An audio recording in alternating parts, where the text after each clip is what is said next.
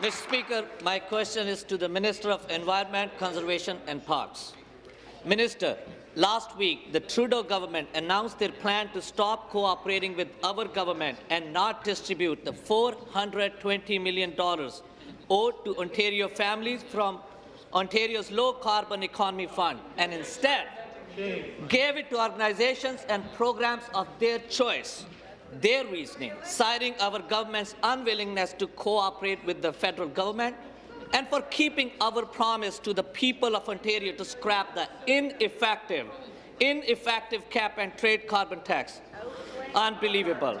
Can the minister speak to the work our government is doing to stand up for the hard-working Ontario families? Minister of the Environment, Conservation and Parks. Mr. Speaker, through you to the member from Mississauga-Malton, and thank you for that question. Our government was elected on a promise to get rid of the cap-and-trade program and to fight the Trudeau carbon tax.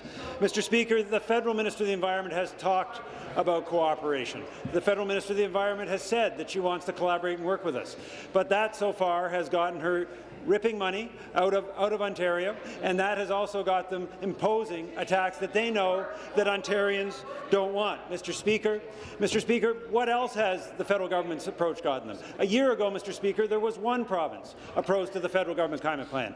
Today, Mr. Speaker, after the election in New Brunswick, there are now six governments across the country. Response.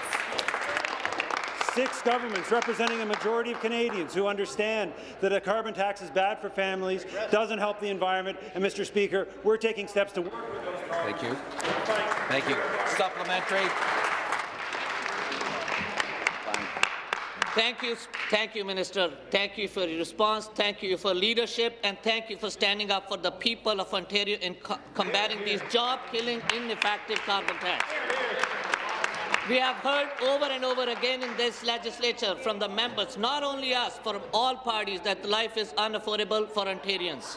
Yet, yesterday, the sole Green MPP member from Guelph called a press conference to advocate for a policy that would push the price of carbon so high that it would force the people to surrender their cars.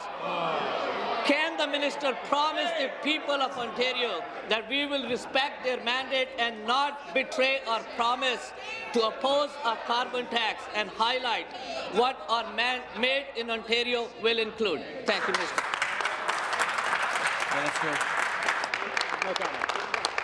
Mr. Speaker, and through you to the member, and thank you for that question. Mr. Speaker, our government is going to bring forward a plan on the environment, a plan that supports families, a plan that's balanced in terms of the environment and also the economy. And he's quite right. The member of the Green Party did propose a plan yesterday, and he proposed a number of solutions. And I thanked him both personally and on Twitter for many of the suggestions, Mr. Speaker.